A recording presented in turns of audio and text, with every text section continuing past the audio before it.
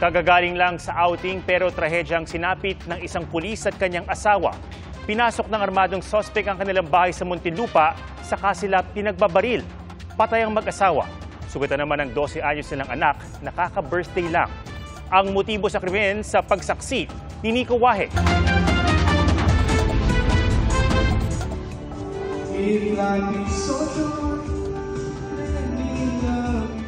Masaya bang kumakanta si Police Captain Amino Den Mangonday o Kuya Dino sa mga malalapit sa kanya sa kanilang outing sa Los Baños, Laguna alas 5 ng hapon kahapon? Pagdiriwang ito para sa 12th birthday ng kanyang anak, inalok pa nga niyang makijam ang kanyang misis na si Mary Grace. Super saya po niya kung tutuusin dahil alam mo naman pag outing, puro enjoyment puro kasayahan lang Pero ang masaya nilang outing kasamang mag-asawa, huling beses na pala. Ilang oras lang matapos ang outing, pinagbabaril sa loob mismo ng kanilang bahay sa Muntinlupa City si Captain Mangonday at Mary Grace. Patay ang mag-asawa. Sugatan naman dahil sa tama ng bala ang kanilang anak. Bandang alauna ng madaling araw nang pumasok daw ang suspect sa pamamaril kay Police Captain Dino Mangonday sa gate na ito. Dahan-dahang binuksan, saka umakyat sa second floor ng bahay kung saan doon nakatira si Captain Dino. Saka binuksan ng pinto na ito na noon daw ay hindi nakalak. Pagbungad, nandun si Captain Mangonday na nakahiga sa kanyang sofa. Saka binaril. Binaril po siya sa ulo. Pagkatapos po, ay tuluyang pumasok po sa kwarto upang barilin naman po ang kanyang asawa. Isang biktima rin po natin.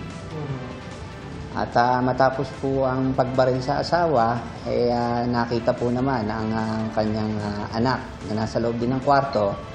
At ito po ay binaril din. Pero ito po ay nakasurvive at ngayon po inooperahan po. Hindi raw maisip ng mga malapit sa pamilya kung sino ang gumawa nito. Alam ko wala siyang kaaway. Napakabait na mga tao yan. Super bait po. Pero ayon sa Muntinlupa Police, posibleng may kinalaman sa negosyo ang pamamaril. Isang anggulo po iyon na kung saan tinitingnan po natin na ito pong asawa po ito pong isang biktima natin, si Mary Grace. Idinimanda po niya po yung tatlong personalities po ng qualified theft po. Dati niya po itong empleyado. Online live selling. Online. Anong producer? Mga cosmetics po. Dahil sa matagal na po nila itong sinimulan, malaki na rin po ang involved na po dito na pera. Meron na rin po kami na mga POI at pinag-aaralan namin maigi.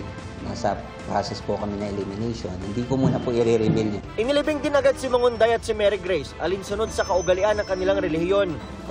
Nag-aalay rin ng misa ngayong hapon ng mga pulis Muntinlupa para sa pinaslang na kasamahan. Hustisya naman ang sigaw ng mga malalapit sa pamilya. Makusyensya ka sa ginawa mo. Sana maranasan mo yung ganito nangyari.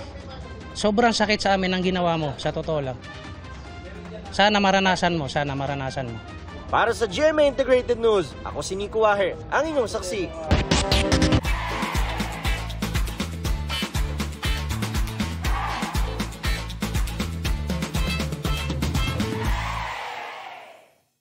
Mga kapuso, sama-sama tayong maging saksi.